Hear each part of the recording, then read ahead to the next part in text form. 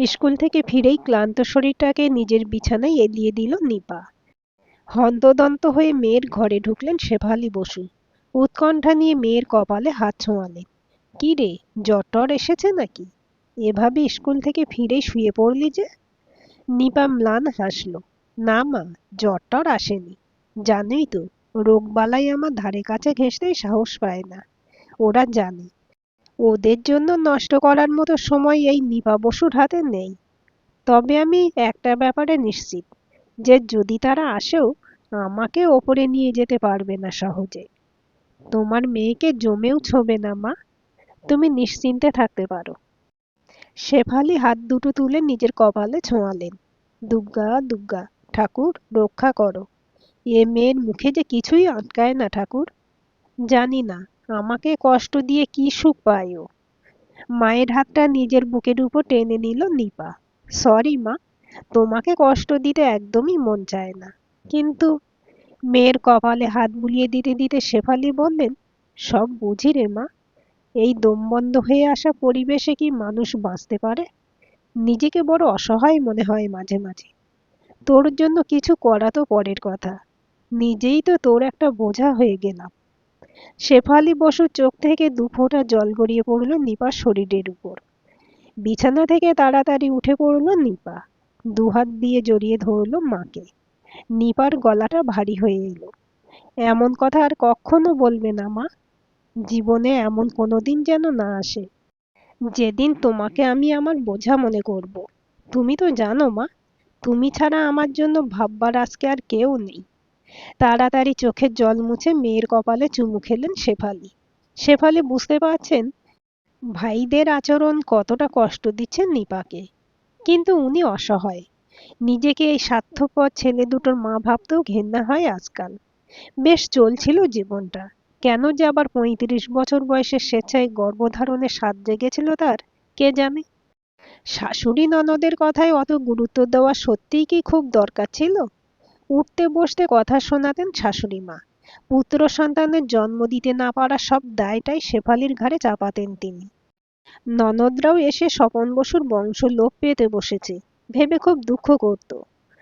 দুটো মেয়ের জন্মদাত্রী হিসেবে না হয় একটু খোঁটাই শুনতে হতো, সেটুকু সহ্য করতে পারলে আবার যমজ পুত্র সন্তানের জন্ম দিতে তো হতো না তাকে।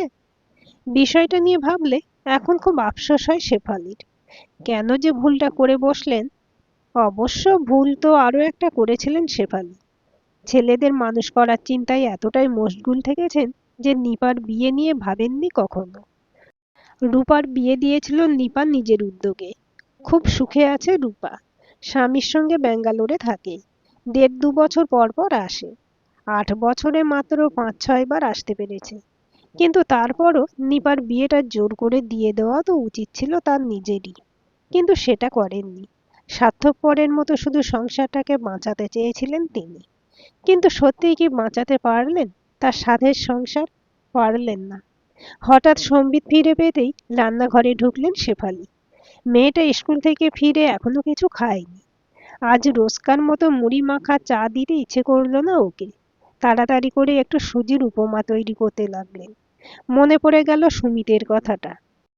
ভাইয়েরা যা তা খেতে পারে না বলে যে দিদি দিনের পর দিন ভালো খাবারটুকু ভাইদের মুখে তুলে দিয়ে নিজে মুড়ি চিবিয়েছে, সেই দিদিকেই অত বড় কথাটা বলতে পারলো কি করে সুমিত? আর সুজিতই বা ওকে সমর্থন করলো কি করে? ছি ছি, এমন অমানুষ হলো পড়াশোনা শিখে। আর নয়, আজ থেকে শক্ত হতেই হবে তাকে। চাউমিন এগ টোস্ট কিচ্ছু হবে না আজ কারো জন্য। এতদিন নিপা মুড়ি চিবিয়েছে, আজ সন্ধ্যায় বাড়ি ফিরে ওরাও তাই খাবে। মা ঘর থেকে বেরিয়ে যেতেই জানলার ধারে গিয়ে দাঁড়ালো নিপা। গত ৩ দিন ধরে মনটা যেন বিধ্বস্ত হয়ে আছে। সব সময় সুজিত আর সুমিতের কথাগুলো কানের কাছে বাজছে। ওরা পরিষ্কারভাবে জানিয়ে দিয়েছে যে মায়ের দায়িত্ব নিতে রাজি নয় দুই ভাইয়ের কেউই। সেটা না নিক, তা বলে দায় এড়াতে একটা মিথ্যার যুক্তি খাড়া করবে? এতটা অমানবিক হলো কি করে ওরা? বড্ড অচেনা লাগছে নিজের খুব কাছের মানুষ দুজনকে। এদের জন্য এতদিন গর্ববোধ করেছে নিপা। ভেবেছিল তার এতদিনের পরিশ্রম এত আত্মত্যাগ বুঝি সার্থক হলো। সেই ধারণাটা যে এতটা ভুল ছিল সেটা ১ মাস আগেও বুঝতে পারেনি নিপা। ভাইদের কথা ভাবতে ভাবতে হঠাৎ নিপার মনটা পৌঁছে গেল আজ থেকে 22 বছর আগের একটা বিকেলে। কাঁধে ঝোলানো স্কুলের ব্যাগগুলো কোনো রকমে বারান্দায় নামিয়ে রেখে ঠাকুরমার ঘরের দিকে ছুটল নিপা আর রূপা। খবরটা শোনার জন্য দুই বোনই মনে মনে অস্থির হয়ে উঠেছে।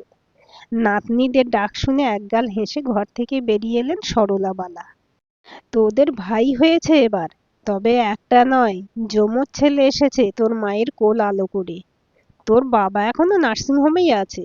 খবরটা পেলাম তোদের রমেশ কাকার মুখে। ভগবান আমার ডাক শুনেছেন রে এতদিনে। বংশে বাতি দেওয়ার কেউ ছিল না। এই দুঃখে আমার গলা দিয়ে ভালো করে ভাত নামতো না। এতদিনে আমার আশা পূরণ করলো ঠাকুর। বাড়িতে যেখানে দুটো মেয়ে, সেখানে দুটো ছেলে না থাকলে হয়? রূপা দিদির কানের কাছে মুখ নিয়ে বলল, এই দিদি, ঠাকমা তো অনেকগুলো ভাত খায়, তাহলে বলছে কেন গলা দিয়ে? বোনের মুখে হাতটা চাপা দিয়ে ধরল নিপা। চুপ, ওসব কথা বলতে নেই। ঠাকুরমার দুঃখ হতো আমাদের ভাই ছিল না বলে, তাই অমন করে বলছে। ক্লাস 5-এ পড়া রূপা অস্থির গলায় বলল, মা কখন বাড়ি আসবে ঠাকমা? নিজের মনের উচ্ছ্বাসকে যেন কোনোভাবেই চেপে রাখতে পারছেন না সরলাবালা। পানের খিলিটা মুখে ভরে লালচে দাঁতগুলো বের করে বললেন, ছুটি দিলেই আসবে, এত চিন্তা কিসের তোর? তবে মা তো এবার তোকে দেখতে সময় পাবে না, ভাইদের দেখতে হবে মাকে। নে, এখন হাত মুখ ধুয়ে খেয়ে নে, সে পরের কথা পরে হবে। কথাটা শুনে বিবর্ণ হয়ে গেল 10 বছরের রূপার মুখটা। বোনকে কাছে টেনে নিয়েছিল নিপা। এবার তুই আর আমি ছোট ঘরে থাকবো, বেশ ভালো হবে। অনেক গল্প করব পড়া হয়ে গেলে। তোকে আর মা বকতে পারবে না, রাত্রে পুতুল নিয়ে খেললে। দিদির কথা শুনে আনন্দে চকচক করে উঠল রূপার চোখ দুটো।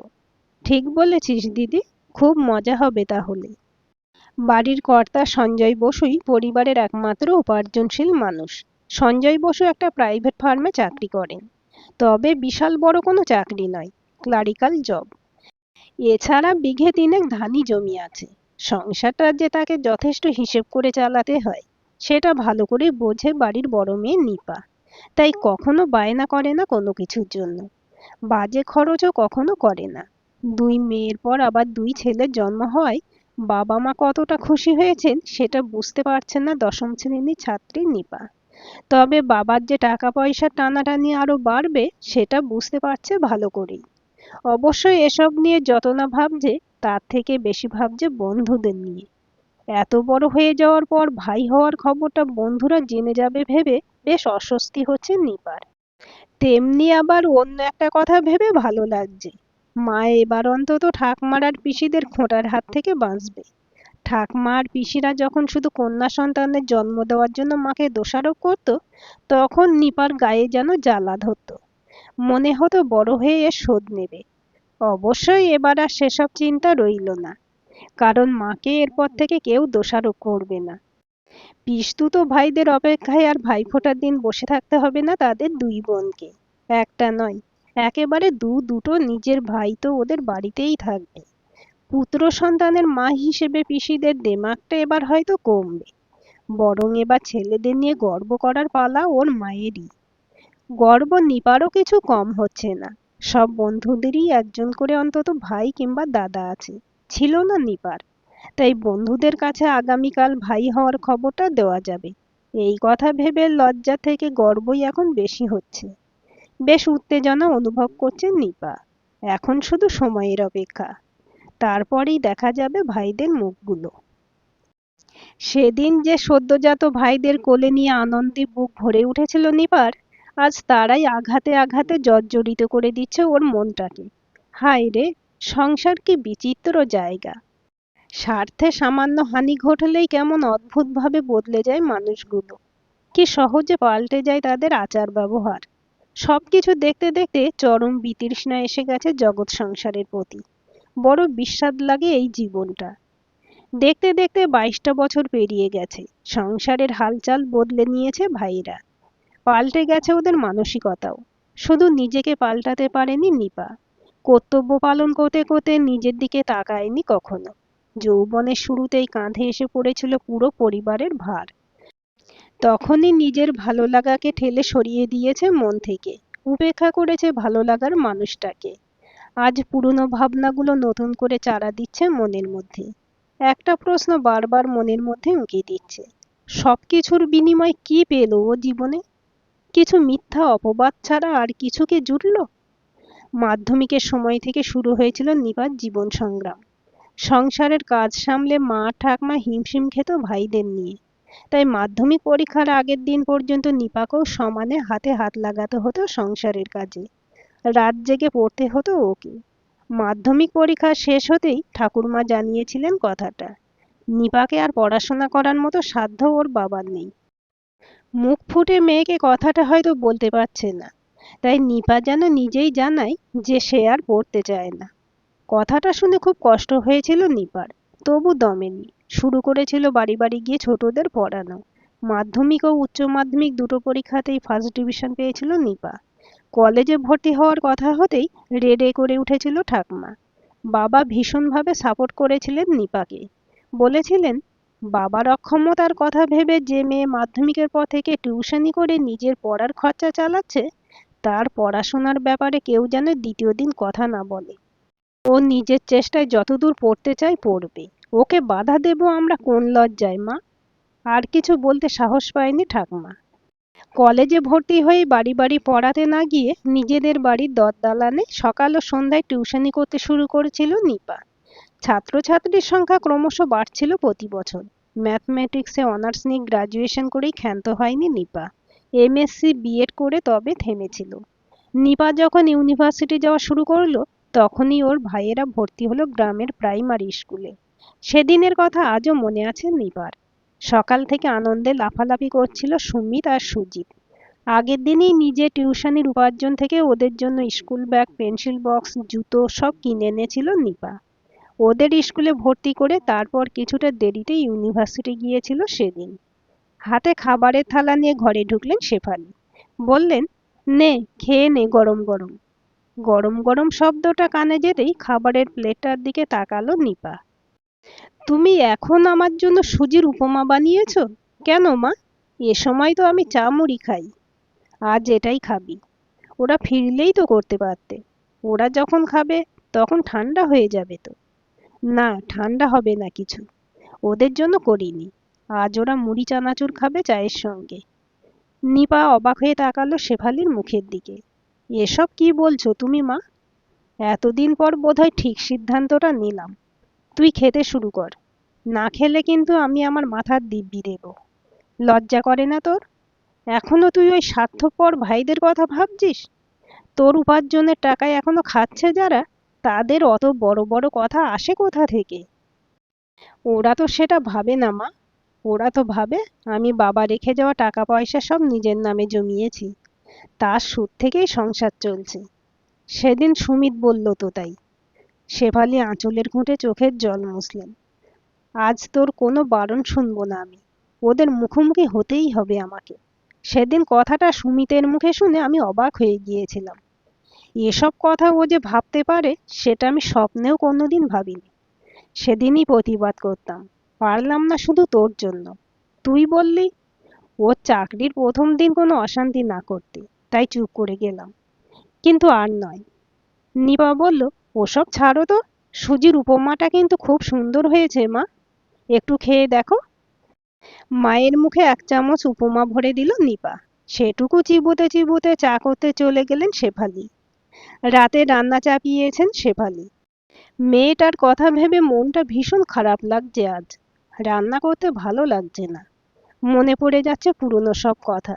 শাশুড়ির মৃত্যুর পর শেফালি সারাটা দিনই কেটে যেত সংসার সামলাতে। অসুস্থ স্বামীর সেবা ও সংসারের সব কাজ একা হাতে করতে হতো তাকে। ইচ্ছে করলেও নিপা পারত না মাকে সাহায্য করতে। কারণ টিচারি পাওয়ার পরও সকাল সন্ধে টিউশনি করা বন্ধ করেনি নিপা। সেই ২৬ বছর বয়সে চাকরি পেয়ে সংসারের হাল ধরেছিল নিপা। সেটা ১২ বছর আগেকার কথা। তখন থেকেই সংসারের ভেতরটা সামলাচ্ছেন শেফালি, আর বাইরেটা সামলাচ্ছেন নিপা। মায়ের কষ্টের কথা ভেবে একজন ঠিকে কাজের লোক রেখেছে নিপা বছর ২ আগে। তাই এখন একটু কাজের চাপ কম শেফালির। কিডনির অসুখে মৃত্যু হয়েছিল সঞ্জয় বসুর। অসুখ ধরা পড়ার পর যে 1 বছর বেঁচেছিলেন, চিকিৎসার খরচ চালাতে হিমশিম খেতে হয়েছিল নিপাকে। সঞ্জয় যে প্রাইভেট ফার্মে চাকরি করতেন, সেখানে পেনশনের কোনো ব্যাপার ছিল না। সঞ্চয়ও তেমন ছিল না তার। বাধ্য হয়ে লোন নিয়ে বাবার চিকিৎসা করিয়েছিল নিপা। ধীরে ধীরে সেই লোন শোধ করে ফেলেছিল। তারপরে শেফালি বলেছিলেন, তোর বাবার চিকিৎসার জন্য অনেক টাকা খরচ হতো, এখন তো সেগুলো লাগছে না, লোনও শোধ করে ফেলেছিস। এবার তুই টিউশনি করা বন্ধ করে দে নিপা। বছরের পর বছর একটানা এত ধকল কারো শরীর নিতে পারে না, শেষে অসুস্থ হয়ে পড়বি। নিপা বলেছিল, এখন যে আমার কাঁধে আরো অনেক বড় দায়িত্ব মা। সুমিত আর সুজিত দুজনেরই পরের বছর উচ্চ মাধ্যমিক। ওদের জন্য অতিরিক্ত টিউটর রাখতে হবে এখন থেকে, না হলে হয়তো রেজাল্ট খারাপ হবে। ওরা দুজনেই ইঞ্জিনিয়ারিং পড়তে চায়। ডিগ্রি কোর্স করাতে যে টাকা লাগবে সেটা আমি জোগাড় করতে পারবো না, তাই ওরা ডিপ্লোমা কোর্সই করতে চায়। তবে রেজাল্ট ভালো হলে ডিপ্লোমা করেও ভালো চাকরি পাওয়া যায়। ওরা চাকরি পেলে আমি একটু হালকা হতে পারবো। তুমি আমাকে নিয়ে একদম ভেবো না, আমার অসুবিধা হচ্ছে না তেমন। শেফালি বলেছিলেন, আমি আর কি ভাববো, আর আমার করারই বা সাধ্য কি। তবে একটা কথা সবসময় মনে হয়, বহু তপস্যা করে আমি আর তোর বাবা যেমন তোর মতো মেয়ে পেয়েছিলাম, তেমনি ওরা দুই ভাইও তোর মতো দিদি পেয়েছে। নিপা হেসে বলেছিল, ওরা চাকরি পেলে সুদে আসলে উসুল করে নেব। এরপর পেরিয়ে গেছে 4টে বছর। সিভিল নিয়ে পড়েছে সুমিত, সুজিত পড়েছে ইলেকট্রিক্যাল নিয়ে। ভাগ্যক্রমে দুই ভাই চাকরি পেয়েছে। ক্যাম্পাসিং থেকে ওদের প্লেসমেন্ট হয়েছে। সুমিতের কলকাতাতেই পোস্টিং হয়েছে, কিন্তু সুজিত পেয়েছে মাইথনে। সুজিত বাইরে চাকরি পেয়ে খুব খুশি। বাইরে থাকলে সংসারের দায় দায়িত্ব এড়িয়ে যাওয়া যাবে, এমনই ওর মনোভাব। বলেছিল, মাকে দেখার জন্য দিদি তো রয়েছে, আমি বরং এখন থেকে নিজের কেরিয়ারটা তৈরির দিকে মন দেব। তার জন্য পড়াশোনা করতে হবে আমাকে। তবে বাড়ি আসবো প্রত্যেক মাসে একবার করে। নিপা বলেছিল, তোরা অনেক বড় হবি, অনেক ভালো জীবন কাটাবি, এটাই তো আমার স্বপ্ন ছিল। মায়ের ভাবনা তোদের করতে হবে না কখনো। সুমিত অবশ্য আরো অনেক বেশি স্বার্থপর। ও যে প্রিয়াঙ্কা নামের একটি মেয়েকে ভালোবাসে, সে খবরটা অনেক আগেই জানিয়েছিল সুজিত। কদিন আগে সুমিত নিজেই বাড়িতে নিয়ে এসেছিল প্রিয়াঙ্কাকে। ওদের দেখে ভীষণ খুশি হয়েছিল নিপা। প্রিয়াঙ্কা চলে গেলে বলেছিল, খুব ভালো লাগছে আমার, তোরা চাকরি পেয়েছিস, এবার সংসারী হলে আমি নিশ্চিত হব। সুজিতেরও যদি কাউকে ভালো লাগে তাকে। কথা শেষ করতে না দিয়ে সুজিত বলেছিল, আমার তো মাথা খারাপ হয়নি যে 22 বছর পেরোতে না পেরোতেই বিয়ে করব। অবশ্য সুমিতের ব্যাপারটা আলাদা, ওর মতো ভাগ্য হয় কজনের। একসঙ্গে রাজত্ব রাজকন্যা দুইই লাভ, এটা কি চারটিখানি ব্যাপার। সুজিতের কথায় মুখ টিপে হেসেছিল সুমিত। পরদিন সকালে অফিসে যাওয়ার আগে গর্ব করে জানিয়েছিল সুমিত হবু শ্বশুর বাড়ির কথা। প্রিয়াঙ্কারা দুই বোন, ওর কোনো ভাই নেই। ওর বাবা বড় মেয়েকে একটা ফ্ল্যাট কিনে দিয়েছেন, প্রিয়াঙ্কার জন্য একটা ফ্ল্যাট বুক করেছেন। ওই ফ্ল্যাটটা শ্বশুর বাড়ির একেবারে কাছে। 1 বছর পর ফ্ল্যাটটা পাওয়া যাবে। বিয়ের পর ওই 1 বছর সুমিত শ্বশুর বাড়িতেই থাকবে, কারণ এই পুরনো বাড়িতে প্রিয়াঙ্কা কোনোভাবেই থাকতে পারবে না। কথাটা শুনে আশাহত গলায় শেফালি বলেছিলেন, সুজিত বাইরে থাকবে, আবার তুইও বাড়িতে থাকবি না, তোর দিদি আর কত একা সংসার ঠেলবে। ও কি কখনো দায়মুক্ত হতে পারবে না? নিজের জীবন শেষ করে মানুষ করলো তোদের দুই ভাইকে, সেসব ভুলে গেলি? ফুঁসে উঠেছিল সুমিত, সবই দিদি করেছে, আমার বাবা কিছুই করেনি? তুমি এইরকমই ভাবো? আসলে দিদি যেটা বুঝিয়েছে তোমাকে সেটাই তুমি বিশ্বাস করো, কিন্তু আমরা দু ভাই সেটা মানতে পারি না। বাবার গ্র্যাচুইটির টাকা, ইন্স্যুরেন্সের টাকা সবই তো ছিল দিদির হাতে। দিদি নিশ্চয়ই সেসব থেকে চালিয়েছে সংসার। আর সংসারের সব খরচ আমাদের জন্য হয়নি, তুমি দিদিও তো আছো, তোমাদের জন্যও তো খরচ হয়েছে। সুমিতের কথা শুনে স্তম্ভিত হয়ে গিয়েছিল নিপা। শেফালি রাগে গজগজ করে উঠেছিলেন, এত বড় বেঈমান তুই! কতটুকু জানিস তুই? নিপা ছুটে এসে মায়ের মুখে হাত দিয়েছিল। তুমি এখন ওসব বলো না মা, সুমিত সবে অফিসে জয়েন করেছে, মুড খারাপ হলে ঠিকমতো কাজ করতে পারবে না। অবাক হয়ে মেয়ের মুখের দিকে তাকিয়েছিলেন শেফালি। মনে হয়েছিল, কি ধাতুতে গড়া এই মেয়ে, এর যে কিছুতেই কিছু গায়ে লাগে না। ঘড়ির কাঁটা দুটো 12টার ঘর ছুঁই ছুঁই করছে। নিপা এখন স্কুলে, সুমিত অফিসে গেছে, সুজিত বেরিয়েছে নিজের প্রয়োজনীয় কিছু কেনাকাটা করতে।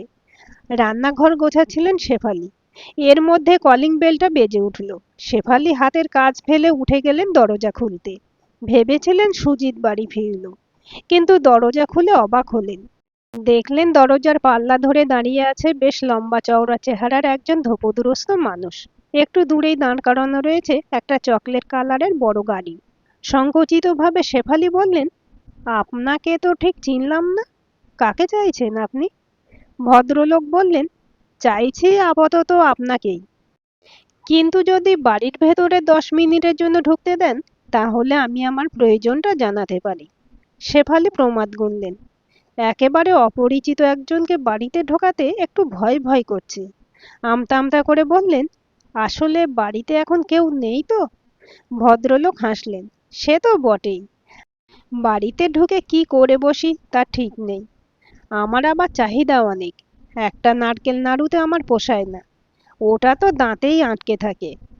আবার কেউ ছোলার ডাল ছাড়া লুচি খেতে দিলে বড্ড বিরক্ত লাগে। তাই না কাম্মা? চমকে উঠলেন শেফালি। স্মৃতির ঝাঁপি হাতড়ে খুঁজে বার করলেন সেই রোগা ছিপছিপে ছেলেটাকে, যে সব সময় বলতো এই ধরনের কথাগুলো। মুখের দিকে তাকাতেই থুতনির কাটা দাগটা চোখে পড়ল। আর কোনো কথা না বলে হাত ধরে টান দিলেন।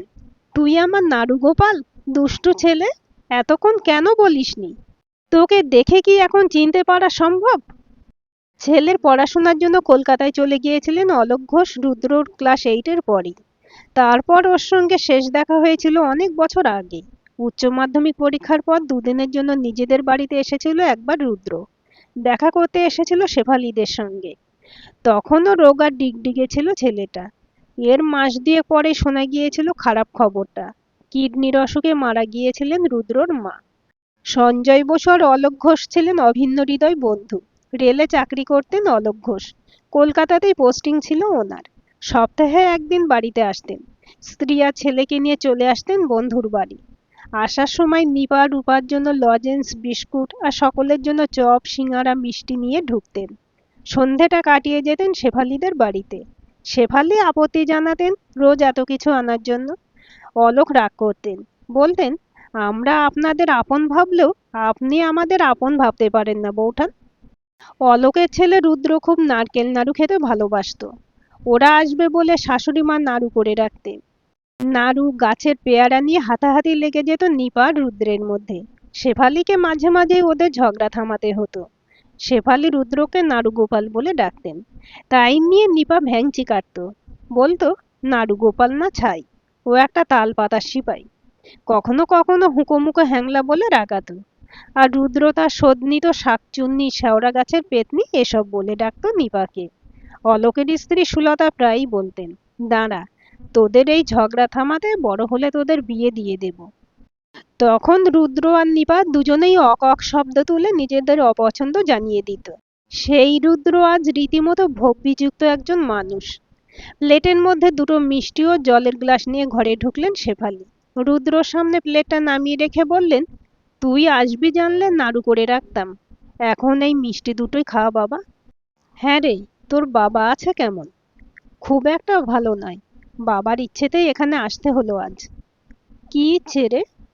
প্রথমটা হচ্ছে এই বাড়িটা বিক্রি করা, আর দ্বিতীয়টা না হয় পরে শুনো। শেফালি বললেন, তুই বস, আমি একটু রান্নাঘরে যাই। শোন, এখানেই খাবি দুপুরে। রুদ্র বলল, না না কাম্মা, আমি জেঠিমার কাছেই খেয়ে নেব।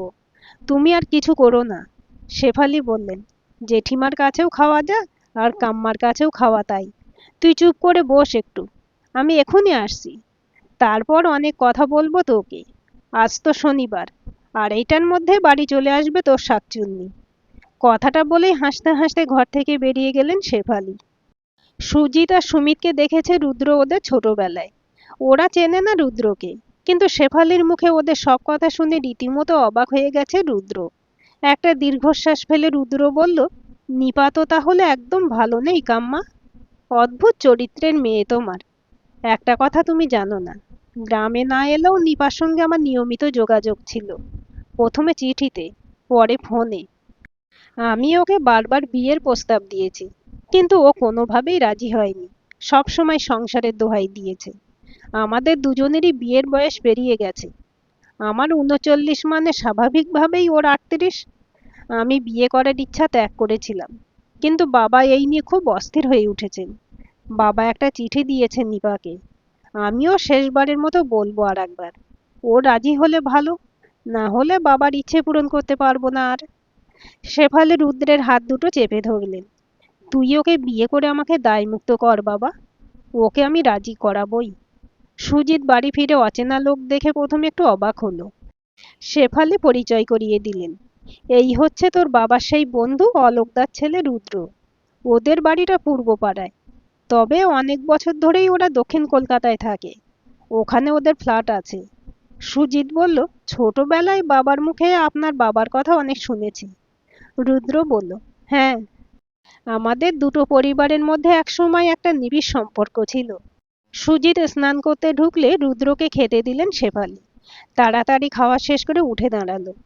নিপার উদ্দেশ্যে লেখা ওর বাবা চিঠির খামটা শেফালির হাতে দিয়ে বেরিয়ে গেল রুদ্র। বলে গেল, এখন আমার একবার বাড়ি যাওয়া দরকার কাম্মা, সন্ধেবেলায় আসবো, তখন সকলের সঙ্গে কথা হবে। স্কুল থেকে ফেরার পরে নিপার হাতে চিঠিটা ধরিয়ে দিয়েছেন শেফালি। খাম ছেড়ে চিঠিটা পড়ে বেশ অবাক হয়েছে নিপা। শেফালি জানতে চাইলেন, কি লিখেছেন অলোক ঘোষ? চিঠিটা মায়ের দিকে এগিয়ে দিয়ে নিপা বলল, এবার আমি কি করি বলো তো মা? যে কাকু আমাকে মা ছাড়া ডাকতেন না, তার শেষ ইচ্ছের কথা জানিয়েছেন তিনি। শেফালি মেয়েকে জড়িয়ে ধরলেন। কি করবি এখনো বুঝতে পারছিস না পাগলি? এবার আর কোনো কিছু না ভেবে ওনার প্রস্তাবে রাজি হয়ে আমাকে চিন্তামুক্ত কর মা। কিন্তু তোমাকে কে দেখবে মা? আমাকে ভগবান দেখবেন। তাছাড়া আমি তো এখন যথেষ্ট সুস্থ কর্মক্ষম আছি। পরে তেমন কিছু হলে তখনই ভাবা যাবে। এখন তুই আগে বিয়েটা তো কর। কি রে, করবি তো? নিপা ঘাড় কাত করে সম্মতি জানালো। সন্ধে 7:30টায় রুদ্রের গাড়িটা এসে দাঁড়ালো নিপাদের বাড়ির দরজার সামনে। শেফালি হবু জামাইয়ের জন্য হিঙের কচুরি ও আলুর দম বানাচ্ছিলেন। কচুরির গন্ধে বাড়ি মমা করছে। গাড়ির শব্দ পেয়ে তাড়াতাড়ি দরজা খুলতে উঠে গেল সুজিত। ওই বুঝি এলো রুদ্রদা। অফিস থেকে ফিরে ফ্রেশ হয়ে চা জলখাবারের অপেক্ষায় সবে টেবিলের সামনে বসেছিল সুমিত। ও বলল, রুদ্রদা কে রে সুজিত? হাঁটতে হাঁটতেই উত্তর দিল সুজিত, বাবার বন্ধু অলোক ঘোষের ছেলে। অলোক ঘোষ মানে তো বিল্টুর সেই বড়লোক কাকা, যিনি কলকাতায় থাকেন। সুজিত হেঁকে বলল, হ্যাঁ, দুপুরে একবার এসেছিল। মা কেন এই সন্ধেবেলাতে কচুরি বানাচ্ছে ব্যাপারটা এতক্ষণে বোধগম্য হলো সুমিতের। রীতিমতো সুদর্শন সুবেশ রুদ্রের দিকে কিছুক্ষণ পলকহীন তাকিয়ে রইল সুমিত। রান্নাঘর থেকে তাড়াতাড়ি বেরিয়ে এলেন শেফালি। তোর পছন্দের হিঙের কচুরি করছি রুদ্র, আগে গরম গরম খেয়ে নে সবাই মিলে, তারপর তোর সঙ্গে কথা হবে। চেয়ার টেনে নিয়ে বসে পড়ল রুদ্র। ওকে কাম্মা, তুমি নিয়ে এসো। শেফালির অনুরোধে নিপাকেও বসতে হয়েছে টেবিলে। খেতে খেতে সুমিত বলল, আচ্ছা রুদ্রদা, তোমাদের বাড়িটা নাকি বিক্রি করবে এবার? হ্যাঁ, শুধু শুধু পড়ে আছে বছরের পর বছর। বাবা তো আমার মাধ্যমিকের পরই কলকাতায় বড় ফ্ল্যাট কিনে ফেলেছেন। ওখানে থাকার কেউ নেই।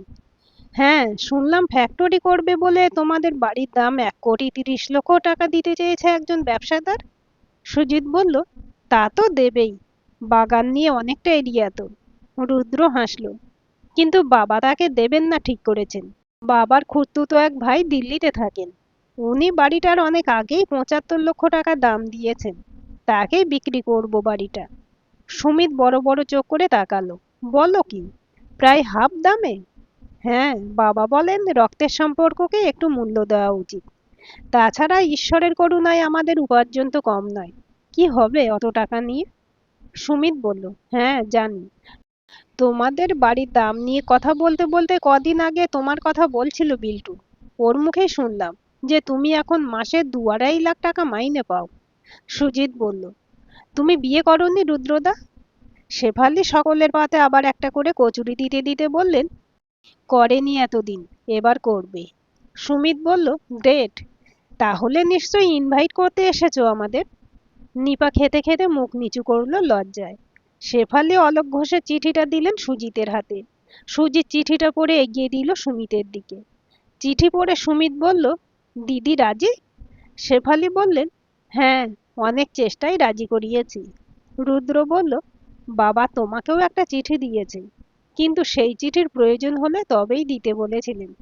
নিপা রাজি, তাই এবার তোমার চিঠিটা পড়ো। পরিবারে 4জন সদস্যই পরপর পড়ল চিঠিটা। অলোক ঘোষ লিখেছেন, আপনি আমাকে দাদা বলতেন বৌঠান, তাই আমার একান্ত অনুরোধ, ছোট বোন হিসেবে আপনি যদি আমার বাড়িতে জীবনের বাকি দিনগুলো থাকেন, তাহলে অকালে মা হারানোর কষ্টটা রুদ্র কিছুটা ভুলতে পারে। আমি জানি ও কখনো আপনার অসম্মান করবে না। আপনি নিশ্চিন্তে আসতে পারেন। শেফালি বললেন, যাব তো নিশ্চয়ই। আমাকে ছেড়ে যেতে হওয়ার ভয়ে যে মেয়ে এতদিন পর্যন্ত বিয়ে করতে চায়নি, তার সঙ্গেই বাকি জীবনটা কাটাবো। দেখতে দেখতে একটা মাস পেরিয়ে গেছে কোথা দিয়ে। আজ 30শে শ্রাবণ, মাসের শেষ বিয়ের দিন আজ। দুদিনের ছুটি নিয়ে এসেছে সুজিত। ব্যাঙ্গালোর থেকে স্বামী ও ছেলেকে নিয়ে এসেছে রূপা। বাড়িতেই এসেছেন ম্যারেজ রেজিস্ট্রেশন অফিসার। রুদ্র আর নিপার বিয়ে হয়ে গেছে সন্ধ্যে 7টায়। কাল সকালে নিপা ও শেফালিকে নিয়ে যাত্রা করবে রুদ্র। শেফালি গোছগাছে ব্যস্ত। বর্ধমানের বড় রেস্তোরাঁ থেকে রাতের খাবার এসেছে। ডাইনিং টেবিলে বসে রাজকীয় খাবার খেতে খেতে সুমিত বলল, সুজিত, এতদিন তুই বলতিস তুই নাকি আমার ভাগ্যকে হিংসে করিস। বলতিস আমি নাকি রাজকন্যার রাজত্ব একসাথে লাভ করতে চলেছি। আমার ব্যাপারটা তো দিদির কাছে নস্যি। দিদি এই বয়সে একসঙ্গে আসল রাজপুত্র আর রাজত্ব লাভ করলো। এখন তো ওর ভাগ্যকে হিংসে হচ্ছে আমার। রূপা বলল, আসলে কি জানিস ভাই, ঈশ্বর দিদির মতো ভালো মানুষের জন্য ভান্ডার ভরিয়ে রাখেন, ঠিক সময় মতো উপুর করে দেবেন বলে। এসব তো তারই পাওয়া উচিত, যে কখনো নিজের পাওয়া না পাওয়ার দিকে তাকায়নি। আসলে সবটাই দিদির ত্যাগের জন্য তার পাওয়া পুরস্কার। শেফালি বললেন, হ্যাঁ, শেষ হাসিটা সেই হাসতে পারে যাকে তিনি দয়া করেন। তবে ঈশ্বর শুধু নিপাকেই করুণা করেননি, আমার মতো অভাগা মানুষকেও অনেক দয়া করেছেন। তাই আমি দায়মুক্ত করে যেতে পারবো আমার গর্ভজাত পুত্র সন্তানদের। নিপা বলল, মা, আমি কিন্তু তোমার প্রথম সন্তান, তাই তোমার উপর আমার দাবি সবচেয়ে বেশি। আমি যেখানে থাকবো সেখানেই থাকতে হবে তোমাকে। কাজেই এই নিয়ে আর কোনো কথা নয়। রুদ্র বলল, সবাই দেখছে নিজেদের ভাগ্যের কথা ভাবছে, আমার কথা কেউ ভাবছে না। আমিও তো অনেকদিন পর মা পাচ্ছি, সেটাও কম ভাগ্যের নয়। কি ঠিক বলেছি তো মা? রুদ্রের এই মা ডাকটাই যেন অন্যরকম এক ভালো লাগার ছোঁয়া অনুভব করলেন শেফালি। আনন্দে চোখে জল এসে গেল তাঁর। আঁচলের খুঁটে তাড়াতাড়ি চোখ মুছে তৃপ্তির হাসি হাসলেন তিনি। এতক্ষণ ধরে অদিতি ঘোষের অবশেষে গল্পটি শুনলেন। গল্পটি কেমন লাগলো কমেন্ট করে জানাবেন। ভালো লাগলে লাইক, শেয়ার এবং সাবস্ক্রাইব করবেন। আর অবশ্যই বেল আইকনটি ক্লিক করে রাখবেন।